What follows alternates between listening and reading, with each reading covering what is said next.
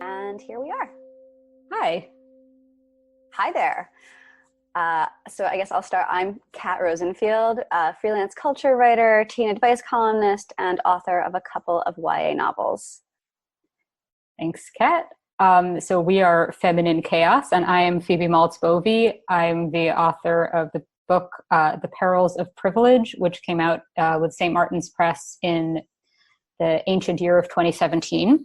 And I have a PhD in French and French studies from NYU, not in comp lit, so I'm not an expert on that specific controversy.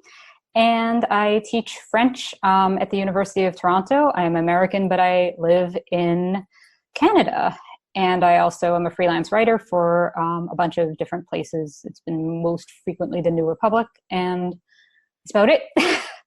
And we're going to talk about a whole bunch of things, but we're going to start with this realm of sort of cultural criticism and the question of what happens when you either have to like a particular new work, and by work I mean primarily for the purposes of right now sort of mainstream TV shows, movies, things of that nature, not, although we are actually also going to talk about a poem. So anyway, what happens when you're either told that you have to like something or that you don't? And by told, I mean sort of on Twitter, in think pieces, all over the place. So we're going to begin today with something that I felt that I was surely going to like because everybody said you have to like it, but also it was sort of everybody said you have to like it, but the everybody was people with a lot of sort of different, but all fairly progressive politics. So what I'm talking about, stop talking around it, is Nanette. Nanette. So Nanette, for the Nanette uninformed, is a Netflix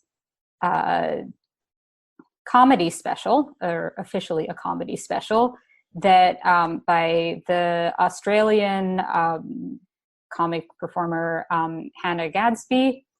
And it's, everybody basically was saying that it was the most important feminist thing ever, both because she sort of talks about mansplaining, but in a kind of clever way, and because, so that was sort of very progressive people who sort of are on the right side in a sense on all these sorts of issues, but also more sort of contrarian feminists were really praising this because in Nanette, Hannah Gadsby talks about basically being a butch lesbian and not a trans man, and people not really believing her when she says this, and this was sort of seen as kind of like a contrarian stance, or not really contrarian, but sort of unusual, and she was getting praise from people sort of across, I would say, the feminist spectrum. I don't think too many men's rights activists, nor they're not in my feeds, and they were not, as far as I know, praising this work. So anyway, I came to this Netflix special thinking this is going to be great. And I did not wind up finding it great, even though I feel like the politics behind it were sound for the most part. That's what we need to discuss. But Kat, did you watch Nanette? I did. I came to it with still expecting a straightforward comedy special because that's what it was billed as. Although I had some curiosity because in addition to seeing a lot of people on my timeline discussing it and saying it was groundbreaking and the most amazing thing ever, the way that I was introduced to it first was by a man on Facebook in my Facebook timeline, writing about how he had wept openly through almost the entire thing. And I thought, okay, that's an odd thing, to do during a straightforward comedy, under any circumstances, but maybe especially for a guy. So yes, and I too went in hoping to like it, but when everybody is sort of evangelizing about a particular show or movie, I often find that I have questions about it afterwards, and that was what happened here.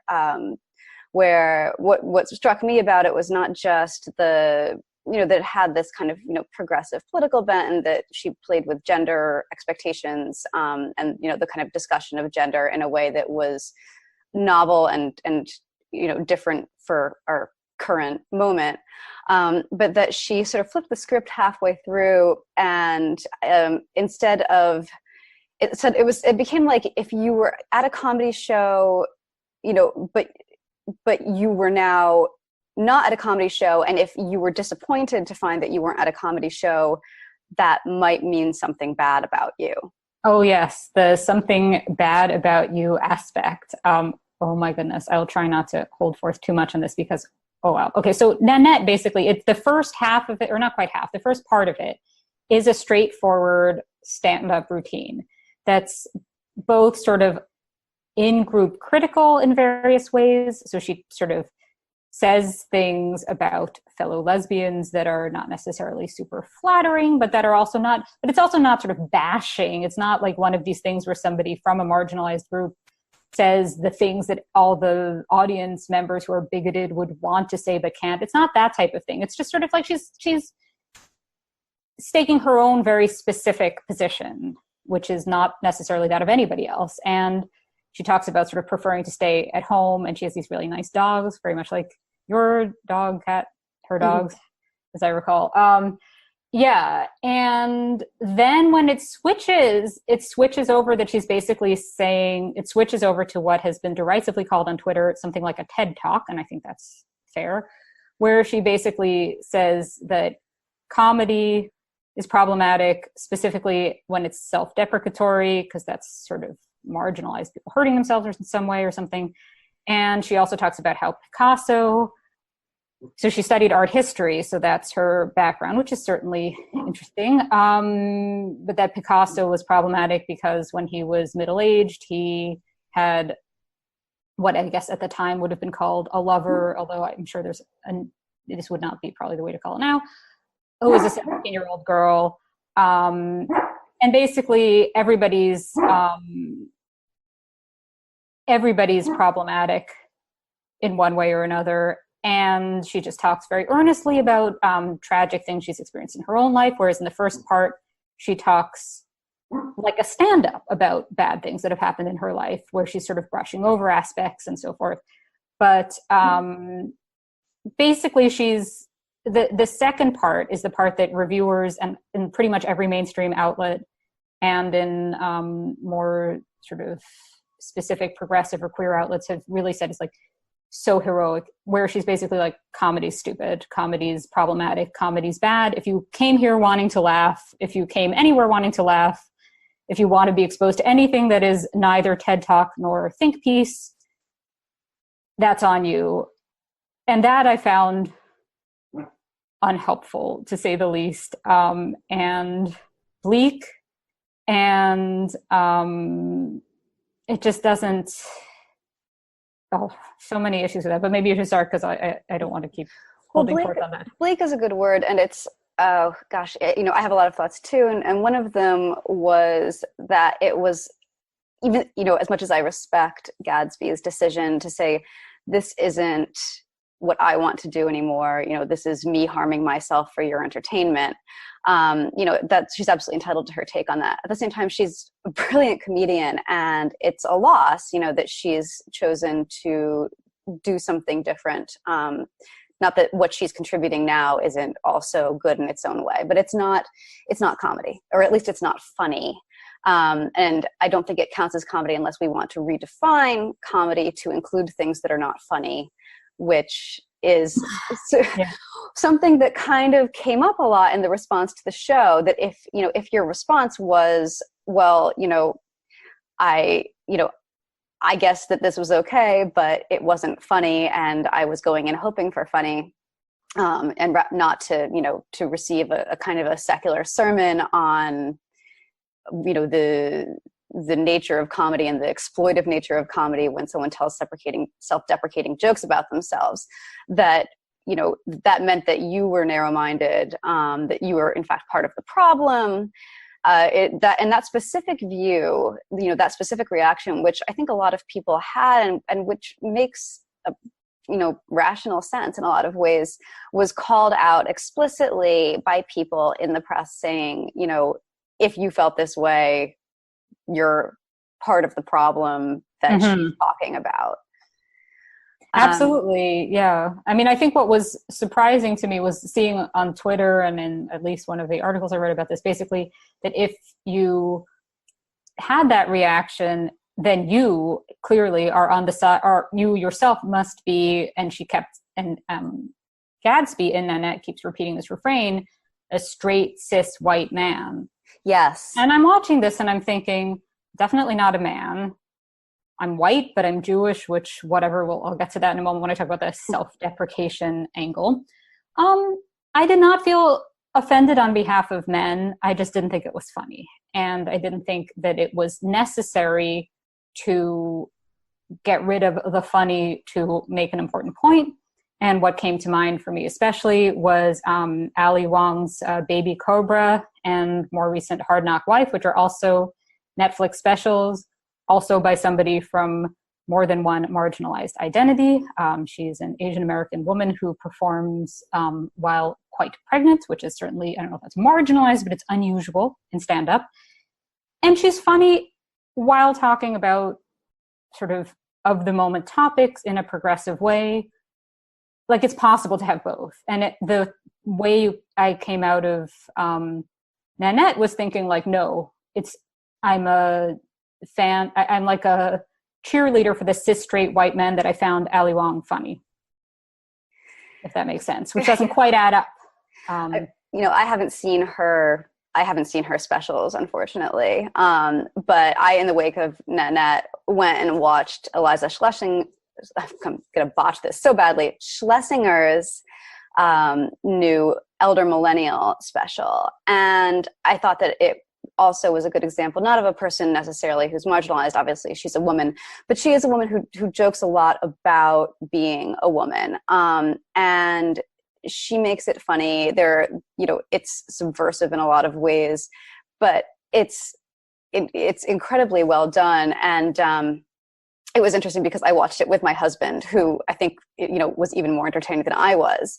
And there's, I think, this real dichotomy there between art, or comedy that suddenly turns on its audience and indicts its audience halfway through, and art that reaches its audience no matter who they are, no matter where they are, that finds something kind of universal, and makes it funny. And it makes it funny even if the audience themselves is sort of the butt of the joke. They can enjoy it as opposed to feeling guilty about it. Mm-hmm. No, that makes sense. With Nanette, so I have to talk about the self-deprecation angle because this got to me, and I think it probably got to some other people as well.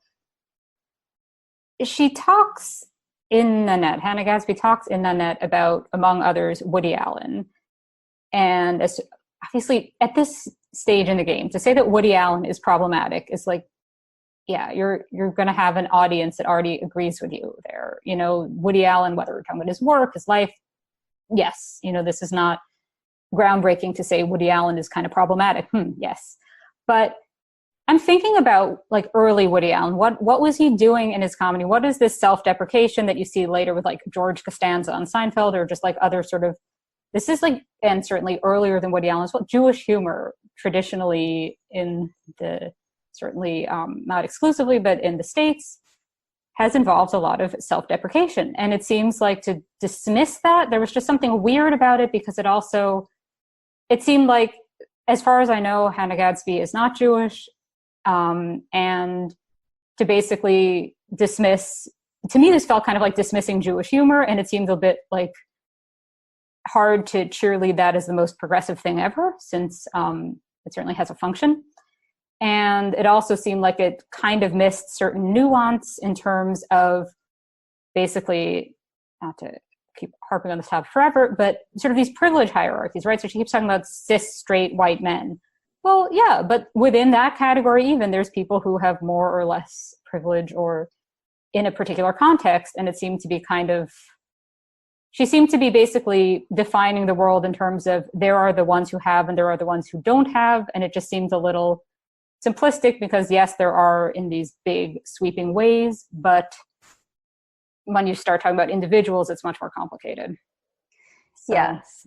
I think, that actually is a big part of where I think the discussion of Nanette kind of went off the rails was that, you have a woman saying at the start, this is bad for me. I am at a place in my life in terms of, coping with the trauma I've experienced where, playing my pain for laughs is bad for me personally as an individual. And then it suddenly became not just because of how she chose to flip the script, but also because of the reaction to it, which was like this snowball rolling downhill.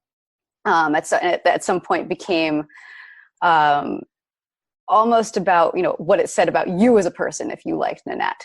That, the idea of individuals getting to make decisions about not just how to do comedy, but how to cope with trauma. To the idea that there's not one legitimate way or valid way to do this started to get lost.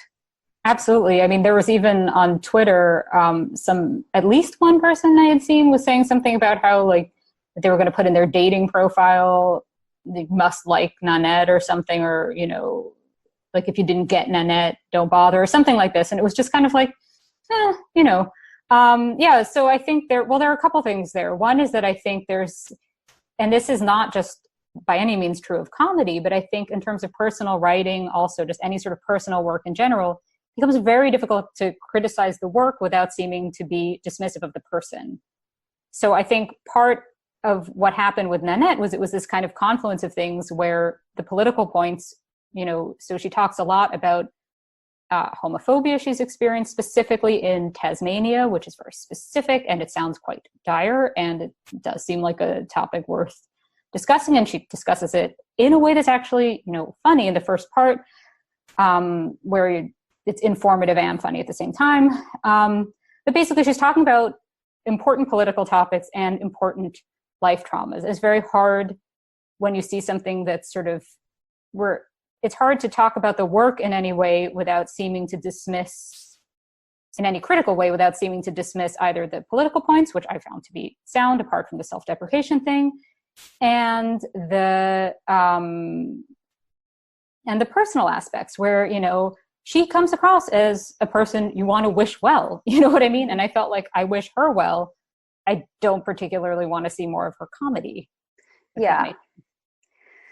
Well, the Nanette phenomenon ties in interestingly to what a writer in New York Magazine, whose name is now eluding me, referred to as pop culture's great awakening, where the idea of it's started to shift in a way, what's considered acceptable to laugh at, what audiences are looking for when they turn to a comedy. When you have shows like Master of None, for example. Okay, sorry. Yeah, go on. We're not talking about Aziz Ansari. We're not going there, but yeah. Okay, I will say a word, but finish. Just in that, there's, and I think it's really emerged over the past couple of years, this strand of humor that's as much about sort of reassuring the audience that they're on the right side of the culture wars. It's as much about making you feel like you're part of the right in-group, telling you what you want to hear, massaging your existing kind of moral, political compass. And, that makes it's limiting to comedy. That you start to get into questions of, well, in what direction do these jokes punch? And, are we taking aim at a sacred cow? And and no subtlety allowed, no nuance allowed. We're going to get to this soon. No satire allowed unless it's spelled out. This is going to be satire, trigger warning, satire type approach. Yeah. With Master of None, so I wrote about this in my book, which means since the book came out in 2017, it must have been probably a bit before. It's basically Master of None. I was writing about season 1 of it, is just this kind of continuous, every sort of gets it right think piece put into these episodes. And it got really very much Nanette style praised, not quite to the same degree, but like critics were really like, this is good. This is, not necessarily even distinguishing between quality good and political good. Well, what ended up happening there? It's the internet phenomenon known as milkshake duck, where you build somebody up to be, this great, so-and-so, the whole phenomenon, so-and-so is good now, so-and-so is bad now, that whole thing.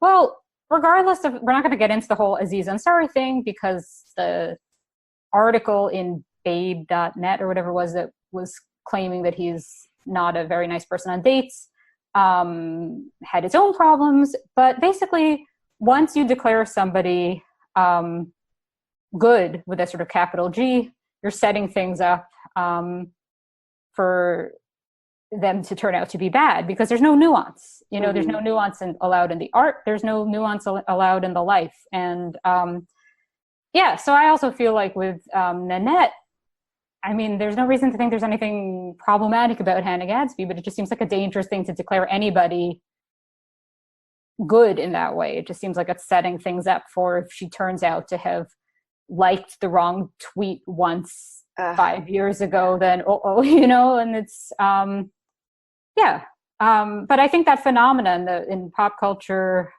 where it's not just that the criticism will say something is sort of, you must like it, it's the most important political moment of the time, or you can't like it, which we'll get to in a moment. But it's also that the works themselves appear often sort of prepackaged in this way, as this is going to, you are going to feel good about yourself for watching this. For a certain audience, it's not everybody who's going to feel that way. And all of this, meanwhile, I feel like it's important to keep stepping back and thinking all of this is happening against the backdrop of a culture where on the right, there is a lot of pretty overt bigotry of all kinds, becoming more and more overt. So then you have this sort of like echo chamber of people wondering what's problematic. And then you have this sort of bigger picture situation where there's people who couldn't care less about that. I don't know, do you have more thoughts on Nanette? Not on Nanette specifically, on the phenomenon of, people on the left turning to art more and more to validate them rather than to entertain or provoke them. Yes, many thoughts. Oh, well, any particular that you... I mean, this may be potentially a good time for us to begin talking about, for instance, a show on Netflix called Insatiable. Okay. Do you want to do Insatiable first or the poem first? Or should we talk, we can talk about either. You, in fact, I think, have the experience with segueing from topic to topic. Oh, well, I think the poem we're not going to spend very long on. So I think maybe we just briefly talk about the poem, and because it's kind of similar. So we can talk about, we'll sort of introduce them both. So okay, we were just talking about Nanette, which is basically critics in The Guardian, The New Yorker, The New Republic, all over were basically like, this is so important. And even The New Yorker had the journalist behind the shitty media man list review Nanette. So think about what that means to review comedy. It's basically activist comedy review, it's all sort of fused. On the other end of the spectrum, you have works where before most people have had a chance to look at them, they've been declared terrible. So this has happened twice recently. Once with the Netflix series, which I have seen some of, and Kat has seen, I believe, all of, and has written about, Insatiable. And also with a poem that appeared in The Nation by Anders Carlson Wee called How To, which not only was it sort of declared terrible on Twitter and the like, but there's even now an editor's note, sort of almost like an extended trigger warning type thing before the poem itself on the Nation's website, saying like, sorry, we published this crappy poem and it's very problematic. And then there's the poem. So it's like, who's reading the poem without that context? So in both of these cases, they bring up this question of what do you do with works that, like, how can you, as a reader or a viewer, assess a work when you've already been told that it's bad? And what does bad mean when does the fact that a work is problematic for certain viewers make them think there's maybe even more to it than there is? So that was what I think happened a bit with this poem, because I read the poem. I do have a PhD in literature, not in that specific type of poetry, but whatever. With my literature hat on, it to me, it seemed very much, it's this poem by I guess seemingly privileged white man, written somewhat in sort of some imitation of African American vernacular, but coming across as just, to me, it seemed basically like it came across as like the voice of a guidance counselor on a sitcom who's trying to be hip with the kids, if that makes sense. Like, it seemed bad in that way, but it also was just kind of offensive to a lot of different groups and so forth. But the point is, it also was bad, like quality wise. And it seemed very hard to even assess that once. It seemed as if the criticism suggested there was almost more to it. And then it was just like, what if it's just like not a very good poem? What if it was only published because this poet is evidently somewhat established? Would be my guess. I have no idea. But yeah, but then on a much larger sort of pop culture scale, the same happened with Insatiable, which we will have a lot more to discuss about than this one whatever-ish poem. So, Kat, you are the expert on Insatiable and Insatiable criticism. So, right. So, Insatiable, for those not in the know, is somebody have the audacity to walk by outside. Excuse me. Not allowed. He's going to keep doing that back there. But hopefully, yeah. Okay. All right, buddy. Hey, stop. Maybe they can do this. Come on, get off. Off. So, Insatiable is a Netflix series. It's a dark, very kind of 90s flavored satire in the vein of sort of Heathers or Clueless. Or Strangers with Candy. Yes. It's got, you'll recognize the palette and also the kind of the tone.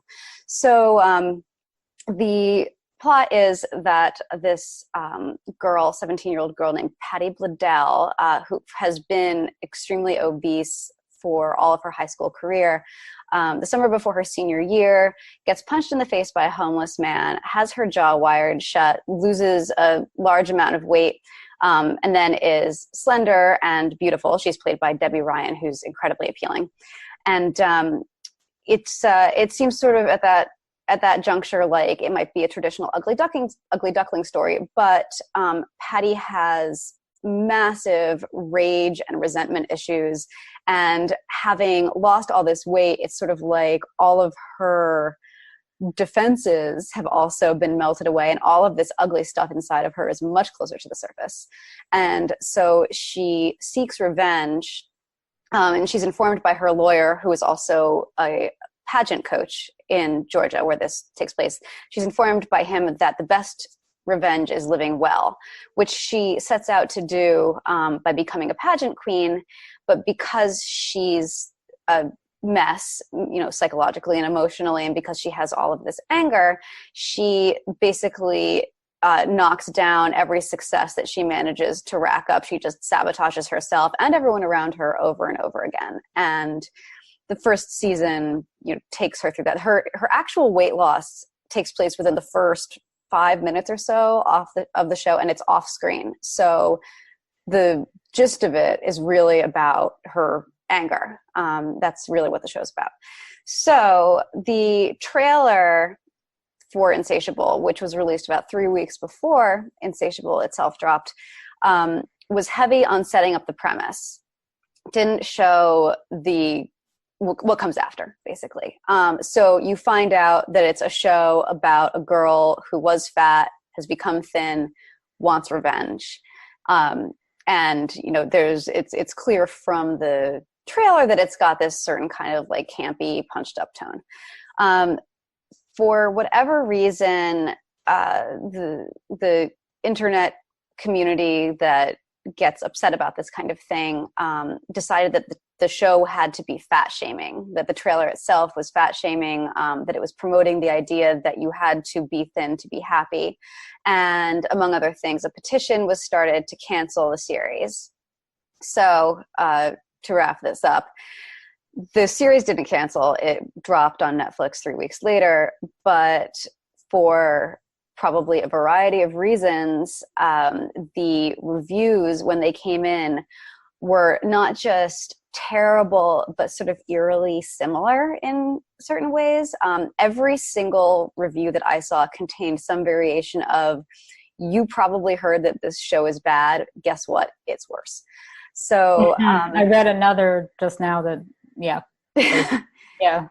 So something clearly was happening there. And the next interesting wrinkle is that since the advanced reviews came out, from people who had early access to the show, you would have thought that this show was the worst thing ever to come out of any distributor of entertainment in the past 10 years.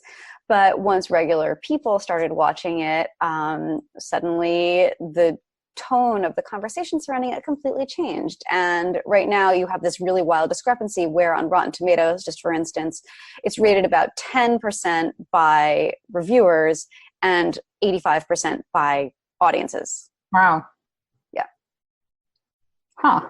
That's quite a discrepancy. The review that jumped out at me the most was one in Vulture that said, among other things, basically that it was sort of criticizing the show for not announcing itself as satire. So I have not seen all of the episodes. I'm like a few episodes in, and it certainly does not seem that being thin has made Patty happy. She does seem to be a mess. It also doesn't seem, to me, this show hardly even seems to, like, its heart almost doesn't seem to be about Patty to begin with. It seems to be much more about Bob, who's such a sort of stranger character, this pageant coach who is sort of possibly gay but not quite out, and there's a lot going on with this Bob who seems somehow, like, the trailer didn't really make you think it's going to be about a middle-aged man's life crises. But yeah, the Vulture one just, it made me think that the show is going to have more to it almost than it is. So I have not loved it, what I've seen, but I also haven't been like, I haven't found it necessarily upsetting just because it is so sort of across the board offensive. You know what I mean? Like, it's like with a South Park sort of thing where nobody is flattered by this. There's like any sort of subculture, meanwhile it's not, it does have, at least thus far, I haven't gotten to the part that is apparently problematic on this front, but it does seem to have actors of different races who, and that's not really much discussed, and who seem to all be portraying terrible people. So there's no sort of, it just seems like it's one of these shows where everybody's awful. So it's hard to imagine that it's possibly shedding it's hard to think of it as kind of like a didactic show. You know what I mean? I'm not like riveted by it, but it's hard to see it as particularly offensive to any one group, whereas the trailer would suggest maybe something else. Yeah. What's sort of curious to me about the critical response to Insatiable, is that it seems like the early outrage about the trailer really acted like a sort of a bat signal to the media that they should watch the show in this certain way. And it's hard to say whether this was a conscious choice or whether the well was just so thoroughly poisoned that it was impossible not to go into the show, wanting it to disprove its reputation, its early bad reputation for being problematic, which was, it basically was set up to compete in a category that it certainly never wanted to enter. If there's one thing that's clear, even just from the pilot, it's that this show is not out to deliver like socially conscious messaging that makes people feel good about their politics. Or their bodies, for that matter. It seemed like in a bunch of things I've read about Insatiable, sort of like this was a missed opportunity to show that somebody could be fat and happy. which, yes, that's something that should be out there more than it is. Is this show that's about a girl who's thin and tremendously unhappy the missed opportunity? I mean, I don't know. Like, it's it just seemed like the show was set up like what you're saying, and critics were sort of setting it up to promise something that it doesn't. Yeah, I mean, that's, to me, the main issue is that, people talk about, this was a missed opportunity for the show to be what I wanted it to be, even if that's not at all what the show intended to be. And that's a line of, or a vein of criticism that you see a lot, the idea that this show failed to engage with somebody's pet issue, and hence it's a missed opportunity. It makes it very difficult to, I think, engage with a show on its own merits. If you approach Insatiable asking yourself, is this show accomplishing what it sets out to accomplish? The answer is yes. I mean, it's not like, I would say it's like a solid, B, it has its moments. It's not brilliant. It's not like the greatest show released this year. But on its own merits, judging it on what it actually wants to do, it more or less succeeds at it. And I mean, in its best moments, it can be quite sharp, and quite funny. If you relinquish the expectation that it's going to be funny in a way that doesn't offend. Right. I mean, I think the fat suit seems to have been the source of a lot of, I think, understandable. Well, so here's the thing. I guess it's a question of, is it understandable that people are annoyed about it? Yes. Is it understandable that we are in a sort of cultural climate where so many things seem to be filed under that cannot happen at all or else? There, I'm not as sure. It did seem not great. It also, I don't know, I guess it just seemed like there's this, is that even still possible? Like, you know what I mean? Like, it seemed like this is like a lot of it just seemed like the show had lost many viewers, or at least rather many critics, just by starting with an admittedly pretty crude looking fat suit, which is right. It felt of a different time. And I guess the question is that enough to make something? I don't know. I think, like you say, it's such a small part of the show in the end that it's sort of, it has then if you want to sort of comb it for problematicness, there are all sorts of things that happen later in different episodes that would maybe even stand out more than that. But yeah, or you could not comb it for problematicness. Yeah, you could always not do that. But the thing about the fat suit, and I found that facet of the conversation very interesting, because it almost seems like there's this idea floating around that it's like the fat equivalent of blackface. That a person shouldn't take on a role like this where they have to wear some kind of special effects, some kind of prosthetic enhancement to play the role at any point.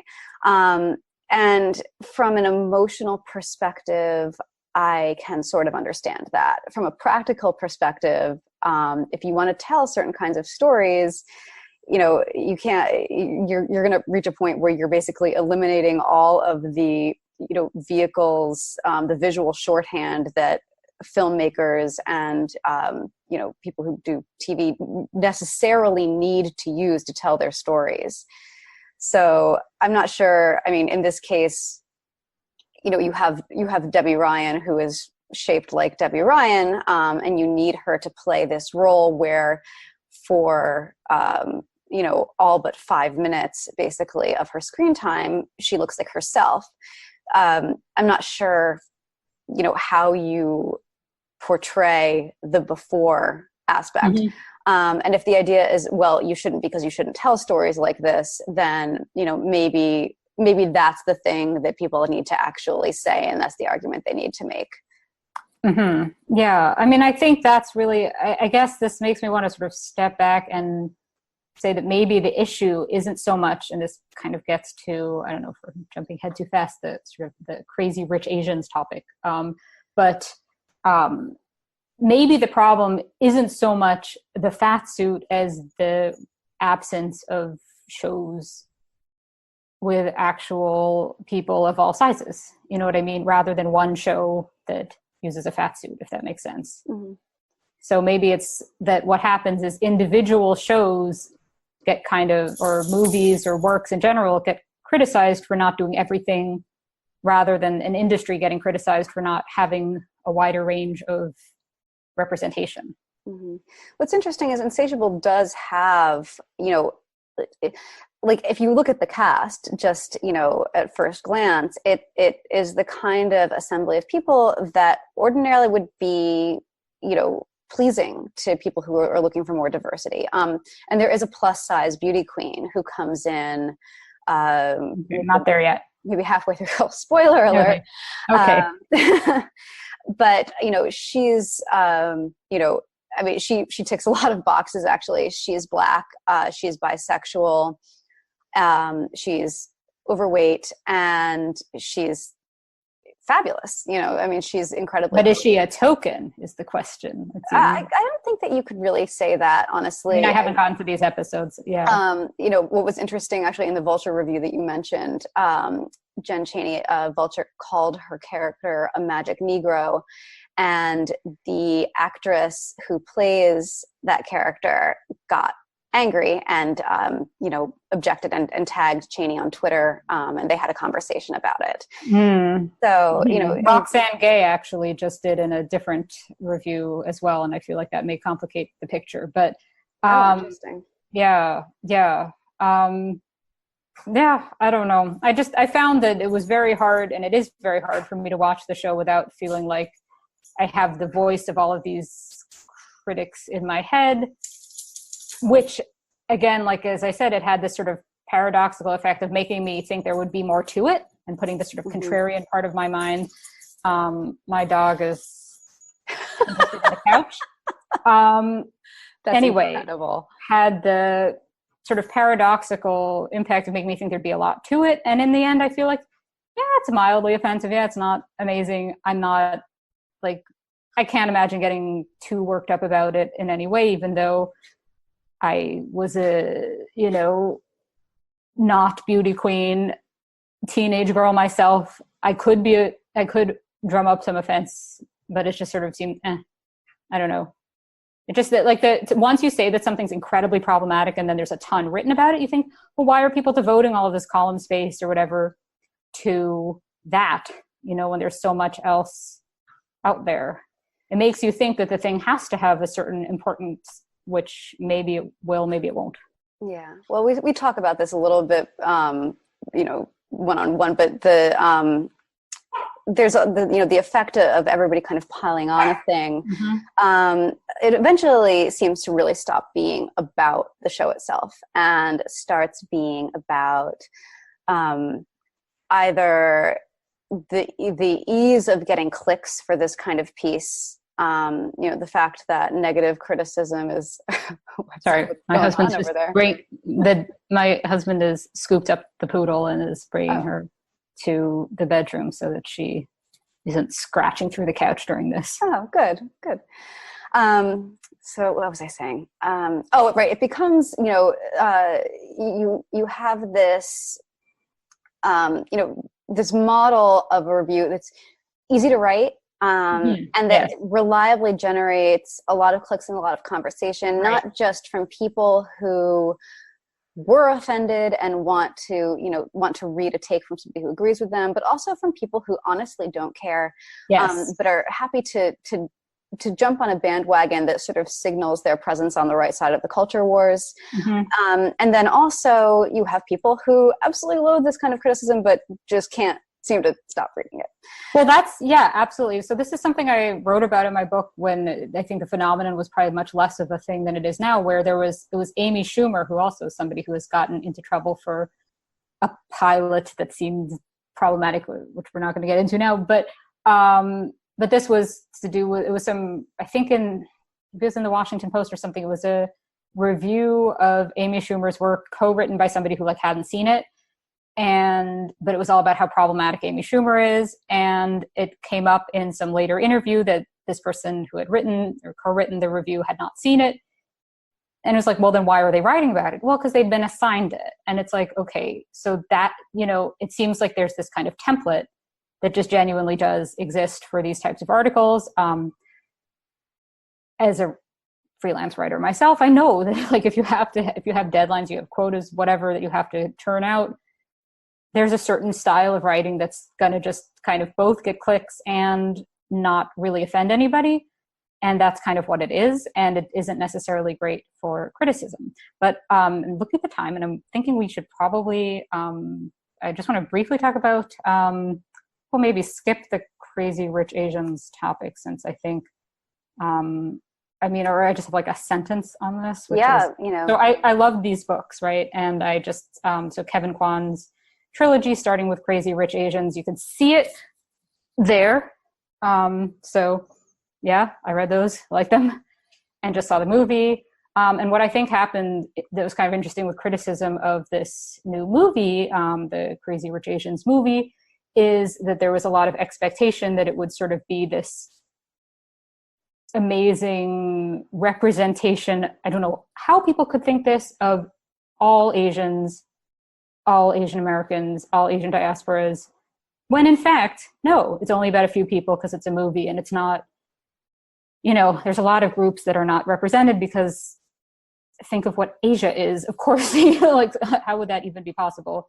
But I think what was happening there that struck me is, again, that you have sort of a work that, and especially what happened there, is you have a work that is not promising to be an enlightened progressive think piece, but is promising to be a romantic comedy that then gets held to standards that romantic comedies about white people would not, frankly. So it ends up backfiring and actually being sort of bad for the ostensible cause. And so I feel like there was this kind of thing that happens. It's not like the Aziz Ansari thing, because that has nothing to do with any individual being problematic, but you do have that situation where once something's set up to be so important, which from reading the novels, I would never have sort of thought of them as being important in that way. You know what I mean? Like I like them a lot, but I never would have thought of them, because it's different when it's a movie, right? But it seemed like they were being set up to be something that they weren't, and that one of the movie's creators certainly has spelled out is not meant to be representative of, believe it or not, all of Asia. It is about a bunch of rich people of Chinese ancestry, mainly in Singapore. Pretty specific, not an entire continent. I don't think it should be held against Crazy Rich Asians that it doesn't represent all of Asia in every facet. I think it could be held against the industry that it doesn't have more representation generally. So that's kind of, and that's a point that I've seen made a little bit. Like there was one New Yorker article that made a similar point, but on the whole, it's been a lot of this is problematic. It's about rich people. It's like, yeah, no, but that's my rant on that. And I really recommend the books, especially the third one. The books are much more sort of like snarky and funny than the movie. The movie's like not that funny, but the books are really, really funny. So I'm about to be in Mexico, so I'm gonna grab those to, or at least one to take with me. I highly recommend this. I think I read them in the bath, and it was perfect for that.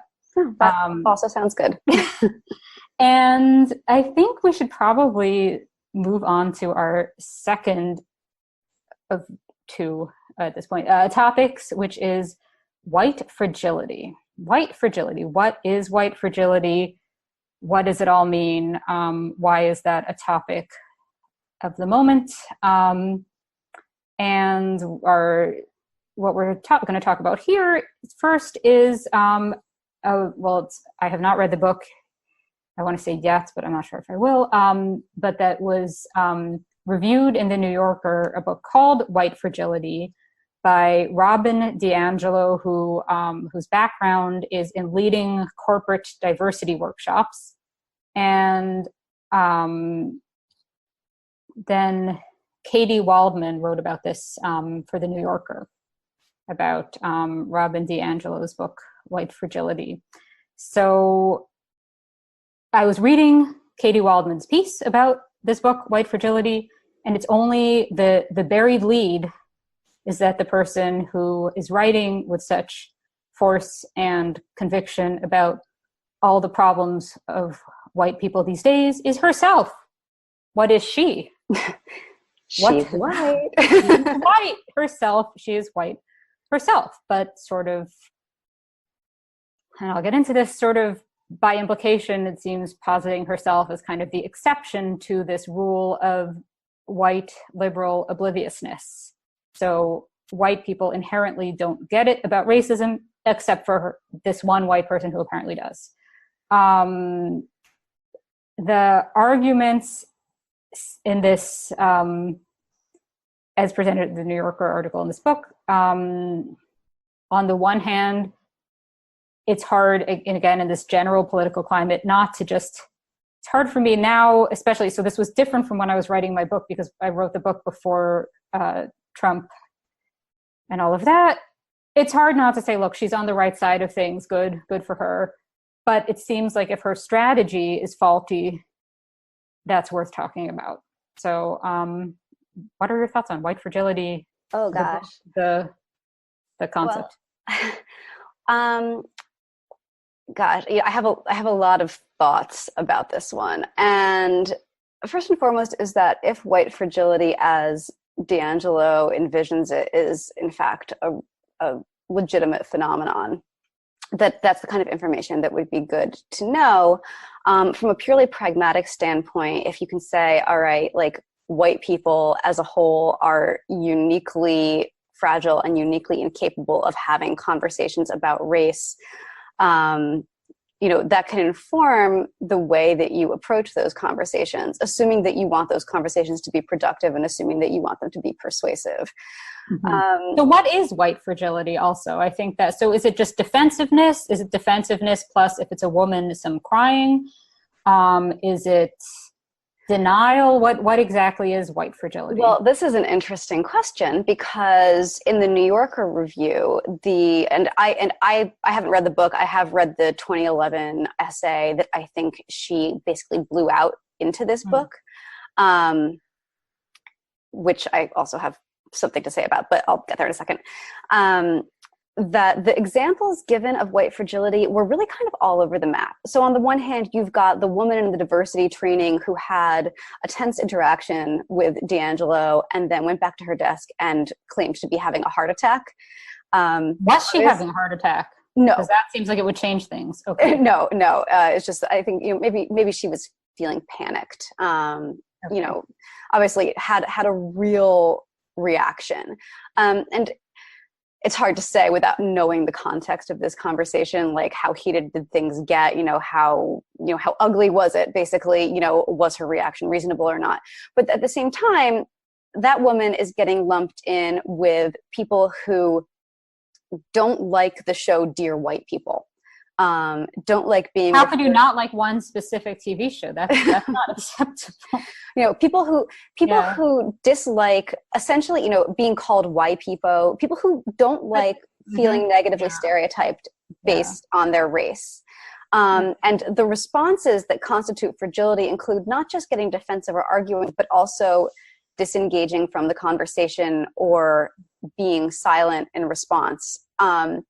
Which, if we're talking about somebody who's being literally called names, it's hard to understand how you get, if they either get defensive or they're like, I don't want to have this conversation anymore because you're calling me names. It's hard to understand how you get white fragility from that. Well, what I wonder about this specifically is, and this gets at this question that we were talking about before on our own, this question of sort of tone policing. And I think if you're talking about a situation where somebody who is themselves a person of color is speaking their mind, maybe strategy isn't even their first thought. Maybe they are just speaking out. If, however, you're talking about a person who is not only leading corporate diversity workshops, but is white. Strategy is the only thing that should matter.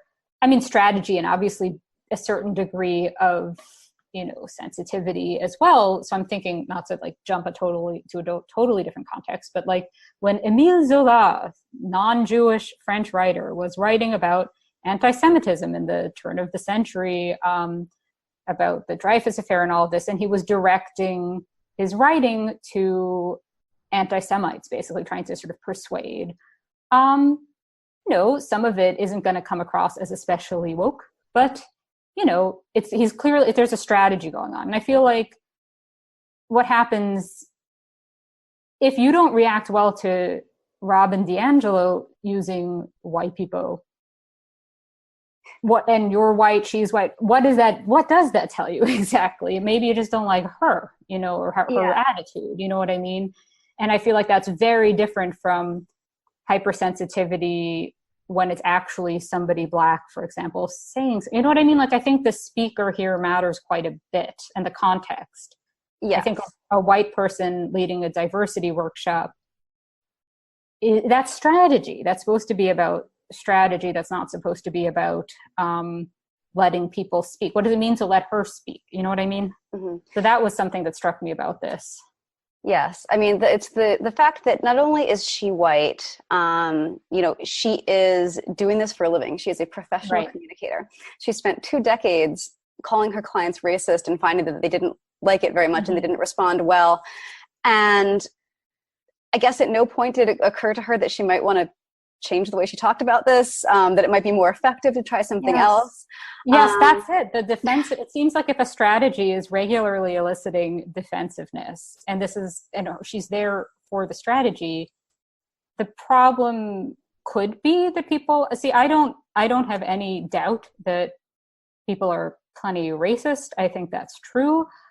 I just don't know that it's demonstrated by how they react to her seminars. You know what I mean? Like, I think that's demonstrated by other things that are often a whole lot less subtle and less ambiguous, such as white people calling the cops on Black people for just existing. Like that's a pretty clear-cut example. And there are other sort of more structural examples to do with like housing and education, all sorts of factors. But it seems like how somebody reacts to a white person leading probably a bunch of white people in a diversity workshop is not really high on the list of relevant things, which kind of gets to another point, which is that, I had a whole bunch of things that I didn't think quite stacked up. So she says that white liberals are the main problem, not white conservatives, not just white people generally, but white liberals, white progressives.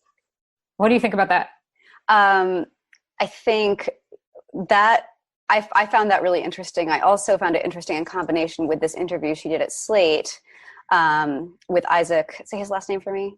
I think it's Chodener, but it could be Chodener. Oh, sorry, Isaac, if we butchered it. But she identifies herself as racist. I'm a racist, and then sort of suggests that she and other progressives, liberals who are committed to anti-racism, or committing to being better and to furthering racial equality, are basically just like Donald Trump, or just on the same exact spectrum. And it's interesting to see her do this, because at the same time there is this real thread running through all of her writing where she sort of positions herself as one of the good ones. She almost, I don't want to say boasts, but that's sort of how it comes across, about, how rewarding her friendships are with the people of color in her life, because she has like reached this level of, of self-examination or self-flagellation or some combination of the two. And it's all sort of self-involved, which is, it sort of brings me back to the thing about this book that I think drives me the most crazy, which is that Robin DiAngelo formed a hypothesis based on anecdata about how white people react and why to to being stressed by race-related conversations. And it's being, this theory that she came up with is being treated like it's settled science when it's not even studied science. She didn't bother to test her hypothesis, and you could test it if you wanted to, but she didn't. She just wrote a book about it that, that sort of allows for a lot of this back patting and woke discussion. She's gotten a ton of coverage for it, but at the same time, it doesn't seem to accomplish anything. It's certainly not going to reach the audience who it's purportedly about and who would supposedly be helped by internalizing the theory. I don't know. It just strikes me as such a strange and almost performative way of taking what you're supposed to be working on behalf of racial equality. This is what you've committed your life to, and instead of doing the thing that might have resulted in some kind of productive, like you said, strategy for achieving that goal moving forward, the opposite happened here. Absolutely. That I think that makes sense. And you just touched on basically like everything I put in my notes is sort of, no, that's great. I think we sort of took the same things from this. So the things I had sort of noticed were, so with the liberals, sort of this question of, yes, there are plenty of issues and hypocrisies and microaggressions happening from white liberals. Is that the center of the problem at this point under Trump? I don't know. That's one thing. The other is this thing of, I think it's interesting. So I am not familiar with this Slate interview, but so I'm surprised in a sense that she did refer to herself as also part of the problem, because from the New Yorker, quoting now Katie Waldman, she writes, "The point of the book is that each white person believes herself the exception, one of very few souls magically exempt from a lifetime of racist conditioning."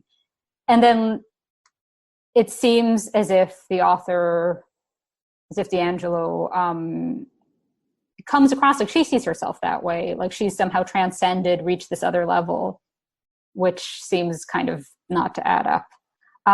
Then there's this question of the sort of the willingness that I think she sort of confuses the willingness to say the right thing during sensitivity training with just sort of being a decent person and kind of treating etiquette like the end in itself, which I think is where the corporate aspect comes into it. That yes, in a corporate setting, maybe etiquette is kind of the end in itself and just making it okay to get through the day and not make your colleagues miserable. But is that really like going to end structural racism if people are not horrible to their colleagues of different races at work? It's a start, it's something, but it's not really like, it just seems to be putting etiquette at a level that maybe is beyond. It also makes people feel like they've done everything when they maybe haven't done much, which kind of brings me to the fact that a lot of structural racism, such as school segregation and so forth, persists even in pockets of the country where you have a lot of white people who are very aware of topics like cultural appropriation or something like that. She mentions why it's problematic to call the color beige nude, because not everybody has beige skin, and who are very aware, very demonstrative of how aware they are of microaggressions and so forth and their own complicity in all of this. Even in those pockets of the country, you get people who would only ever,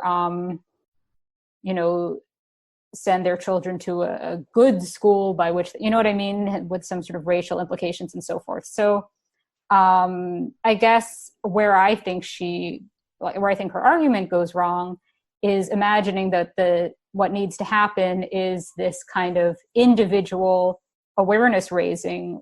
And I think what demonstrates that doesn't work is that you have a lot of white people whose awareness is raised in precisely that way, who are saying the right things, who would never say something like, "I don't see race." And yet the structural issues remain, which, this kind of it doesn't have to segue to our next topic, but just that, or sort of the connected topic, but this notion that progress comes from white people individually or people privileged along any other axis, individually rejecting their privileges and becoming aware seems to miss bigger picture answers that need to happen, like to do with housing and education and so forth. Mm-hmm. Of course, what it does do, cynically, is keep someone like Robin DiAngelo in business, going and doing diversity trainings. And one of the things that really struck me in that Slate interview, just to return to that for a second, was that when she's asked, she mentions the concept of taking direct action, like after you finished kind of deprogramming yourself, and changing how you think and wallowing around inside your own head to make sure that you're ruminating on this stuff correctly. What do you do? And she's like, well, my first question is, how can you not know? How can you not know what to do when there's so much good information out there? And that's not an answer. And she sort of studiously avoids, she jumps from there saying, but you need to take action. But she never identifies what it is, which is something that frustrates me about a lot of this stuff, purely from a pragmatic standpoint. Mm-hmm.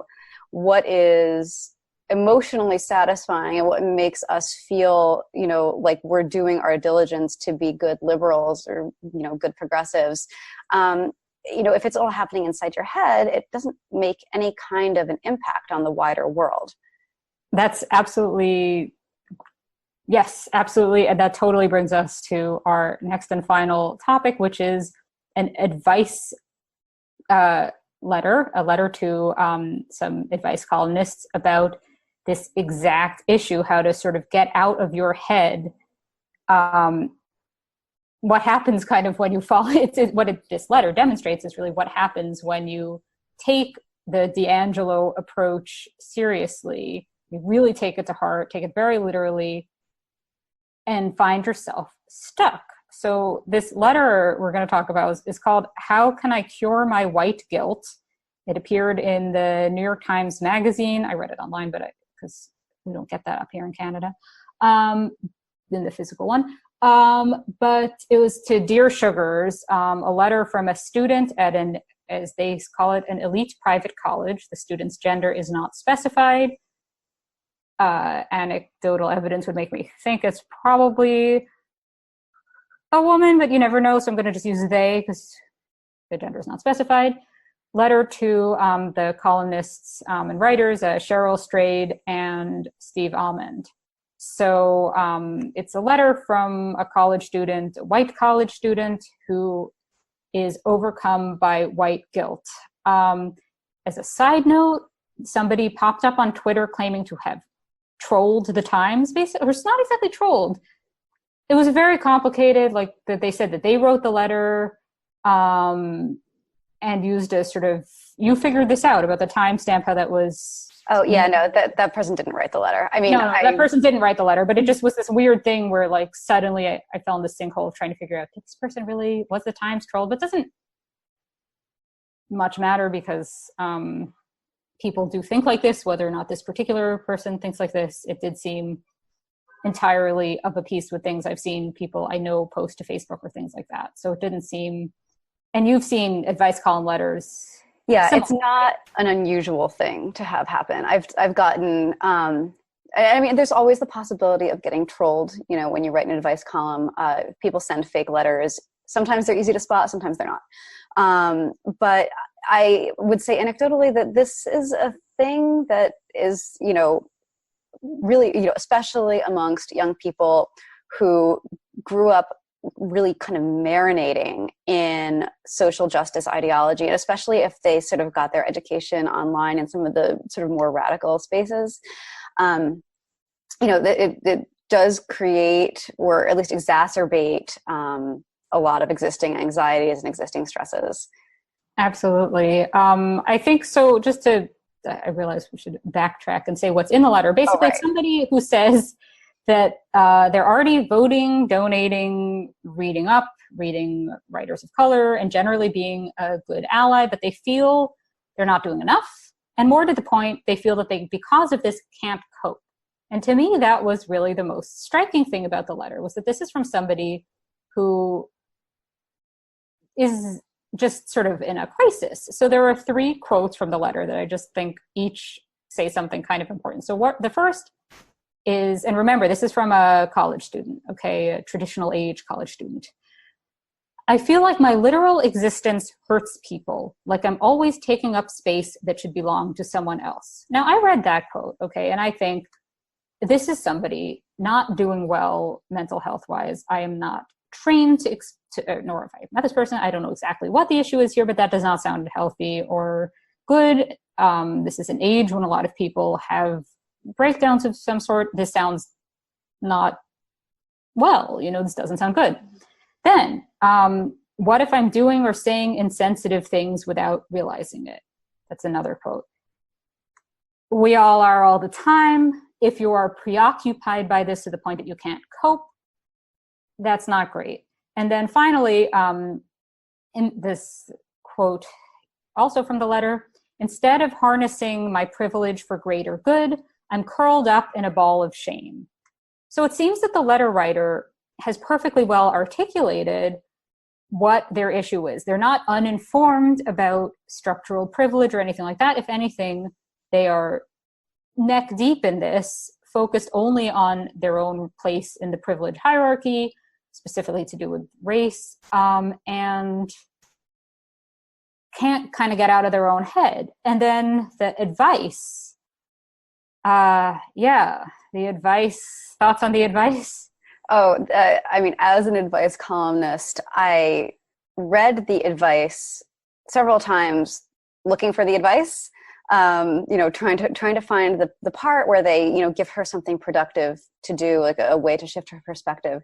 So you're going with her. You think we can just... Yeah, I'm sorry. I do. I would say with 90%, maybe even 99% certainty that this is a woman. That may be thoroughly biased of me. In my experience, guys don't do this to themselves. They don't get caught in these sort of shame spirals surrounding their identity. I can think of some exceptions that prove the rule there, but yeah, that seems fair. Yeah. Or rather, this is why. Because if it were a guy, he would mention that he was male, because that would be part of the shame spiral. Good pickup. Yes, yeah. That's true. So yeah, that was it. It wasn't just what was there, but also what wasn't there. Right. We don't know if this is a female identified writer, but probably not a cis man. Yeah, that would be my guess. Okay. And so, excuse the lack of gender neutrality. Well, the odds would be that this is somebody going by she. Yes. Yes. So, but the sugars, instead of offering a way forward or a way to shift perspective, which is typically, what you would maybe want to do if you have somebody who's so thoroughly paralyzed by anxiety and fear, that it's clear that the way they're currently approaching their life and approaching this problem is obviously not working for them. It's instead, the suggestion is basically to wallow more, wallow harder. And while you're at it, like, flagellate yourself for feeling so bad. Yes. There's a point at which, I think it's Cheryl Strayed, and I was honestly shocked by this. She says, you need to own your privilege. And of all of the things that you could take away from this letter, that the writer is failing to own her privilege. Right. I forget what the exact word was, but it was something like, you need to relinquish, I think, your privilege. And it seemed like that is exactly what this person's trying to do, and it's not getting them anywhere, and it's not getting anybody else anywhere. Yeah. I think what struck me about this, and sort of segueing with, and I guess to wrap up soon, but just segueing with the white fragility argument, is that it seems very specific to a college student, this approach, or not necessarily a college student, but just a young person, this approach to privilege of, oh my goodness, how do I get rid of every unearned advantage I have? I feel so guilty. The world has given me everything. This is terrible. And I think that's an attitude that just can't last, because people get a bit older, whatever it is that happens in their life, whether it's just any sort of life obstacle, whether it's that they're concerned about where their children are in school or whatever it is, individuals, when they are not 19 anymore, tend to, for practicality's sake, have to kind of jump on every unearned advantage they have, because especially in the States where there's not really a heck of a lot of a social safety net, there isn't really the luxury of saying, I've been given too much. So I think the question is how to fight bigotry in that system. And I think sometimes it's going to be about etiquette, but sometimes it's going to be about structural change. But what it's never going to be is about individuals saying it's unfair that I have been given too much, because I think that the only individuals who think like that are people like this letter writer, who not only is quite young, but is also seemingly having a crisis of some kind that, there goes the dog.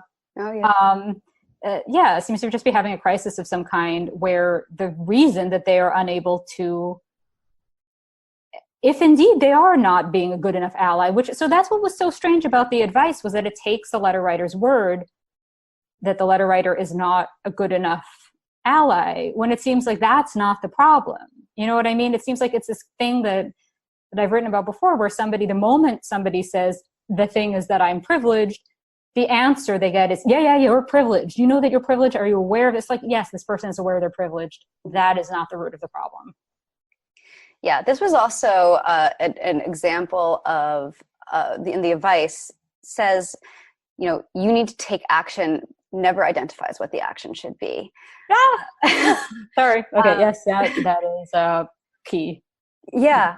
And I do get letters like this, not just from kids who are paralyzed by the notion of their own privilege, but who are just paralyzed generally, who are way too much in their own heads, caught up in this shame spiral. And what I always tell them is, volunteer. Like, when it comes to doing something, thinking more about yourself and your identity and your place in the world is not what you need right now. Like, go sign up for stuff, go spend your time, like spend several hours a day planting a tree, or, bringing food to the homeless, or, it can literally be anything. And it doesn't even have to be for somebody like this. It doesn't have to specifically be related to activism in the name of racial equality.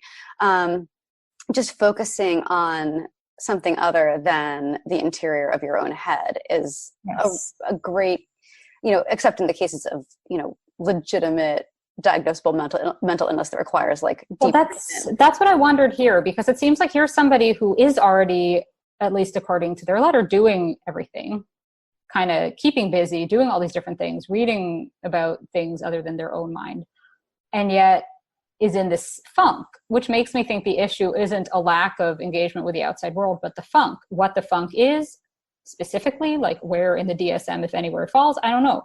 But it seems like this person needs some help to get out of the funk. And clearly leaving their head on a day-to-day basis hasn't been enough. So that's why I think there is something more going on there. And it just, then instead you get this thing from Cheryl Strayed that's sort of clearly not even for the letter writer, where I'm just going to read this quote. She says, "As you seem well aware, your race granted you privileges that were and are denied to people who are not white. This is true for all white people in America, no matter how racially diverse." All this. True, yes, but does the letter writer need that information? Is that at all related to is this just kind of, it didn't seem like it was helping anybody. It seemed like that's something you tell somebody if they write, it's so unfair because they feel that like somebody got a job who was Black that they felt they were entitled to. Then you tell that person this. There are people who need that information. It's not this letter writer. Mm-hmm. So anyway, I thought that in terms of white fragility, that seemed like a case of somebody who was doing everything Robin DiAngelo wants, who was taking all this stuff dead seriously, who wants to, get everything right, and who it seems to be hurting them and not actually helping anybody else. Yeah, so, only making them more fragile as a result. Perhaps so. I mean, I do want to just say, like, I'm not sure that I would say that like reading books by, by people of color with the that's goal not of, like, quite the same. Still comes back to improving yourself. It's like, I'm going to improve the True. way I think by That's doing true. it. So, well, they said they vote and donate. I don't remember the full list, but yeah, they seem to be like, I mean, they're a college student, right? So they may, I don't know what they're up to, but it just seemed, it seemed like basically, I guess what I would try to sort of like take the proverbial step back and sort of say is like, it just seems like a lot of energy goes towards etiquette among people who kind of already get it. Mm-hmm. And not so much towards action, and also not so much towards whether it's denouncing or persuading sort of overt racism, which again, it's tricky because sometimes the overt racism is coming from people who also post very aware things on social media, which can be confusing, and it's its own separate topic. But basically, I say more structural changes where needed and less sort of obsessive navel-gazing etiquette focus, even if understandably the people whose business it is to do that want more of it. Yes, cosign. Good. So any sort of, as we've talked for a while, any final thoughts about cultural criticism or white fragility / advice columns? Well, I think we ran the gamut. We kind of, I've said everything I had to say.